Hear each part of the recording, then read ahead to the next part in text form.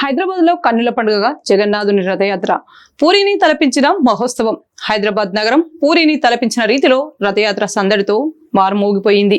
Banjara Hills road number 12 వద్ద ఉన్న జగన్నాథ స్వామి ఆలయంలో ఘనంగా రథయాత్రను నిర్వహించారు. పెద్ద మంత్రోచ్చారణ తాళమేళాల మద్దతుతో భక్తుల జయ జయకారాలు పలుకుతూ రథయాత్రతో భాగస్వాములయ్యారు. రథయాత్ర ప్రారంభానికి ముందు జగన్నాథుడు, సుభద్ర, బలరాములు మూర్తులను ప్రత్యేకంగా శోభాయమైన రథంపై ప్రతిష్ఠించారు. ముందుగా బలరాముని రథం, తర్వాత సుభద్ర రథం, అనంతరం జగన్నాథుని రథం ఊరేగింపు సాగే. రథాలు ఆలయం నుంచి బయలుదేరి కనకదుర్గమ్మ ఆలయం వరకు దాదాపు 2 కిలోమీటర్ల మేర నడిచాయి. పూరిలో జరిగే జగన్నాథుని రథయాత్ర సమయానికి సమానంగా హైదరాబాద్ లో కూడా రథయాత్ర ప్రారంభించడం విశేషం. పూరిలో వలె ఇక్కడ కూడా అనేక భక్తులు రథాన్ని లాగడానికి పోటీ పడుతూ ఒక పవిత్ర క్షణాన్ని అనుభవించినట్లు భావించారు. భక్తుల రద్దీ నేపథ్యంలో పోలీసులు పటిష్టమైన భద్రత ఏర్పాటు చేశారు. ఈ యాత్ర పూరితో పాటు దేశాల్లో అత్యంత ప్రాచుర్యం పొందిన పండుగగా స్వామివారి రథాన్ని తాకడం, లాగడం వల్ల పునర్జన్మ ఉండదని పురాణాలు చెబుతాయి.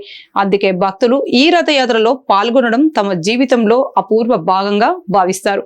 బలరాము రథాన్ని తాళధ్వజం అని పిలుస్తారు. ఇది 43 అడుగుల ఎత్తులో 14 చక్రాలతో ఉంటుంది. ఇది రథాన్ని ఎరుపు, ఆకుపచ్చ వస్త్రాలతో అలంకరిస్తారు. సుభద్ర రథాన్ని దర్పందర్ అని పిలుస్తారు. ఇది 42 అడుగుల ఎత్తులో 12 చక్రాలతో ఉంటుంది. దీనిని ఎరుపు, నలుపు రంగుల్లో వస్త్రాలతో సర్వాంగ సుందరంగా అలంకరిస్తారు. జగన్నాథుని రథాన్ని నందిఘోష అని పిలుస్తారు. ఇది అత్యంత విస్తృతంగా 41 అడుగుల ఎత్తుతో 16 చక్రాలతో ఉంటుంది. తెలుపు, పసుపు రంగులతో శోభిస్తుంది. ప్రతి రథానికి ప్రత్యేకమైన తాడును ఉపయోగిస్తారు. బలరాముని రథానికి వాసుకి నాగా, సుభద్ర రథానికి స్వర్ణచూడనాగా, జగన్నాథుడి రథానికి శంఖచూడనాగా అని పేర్లతో తాళ్లను కడతారు. సుమారు 250 అడుగుల పొడవును తాళ్లను వేలాది మంది భక్తులు పట్టుకొని రథాలను లాగుతూ భక్త స్థలానికి మారుస్తారు.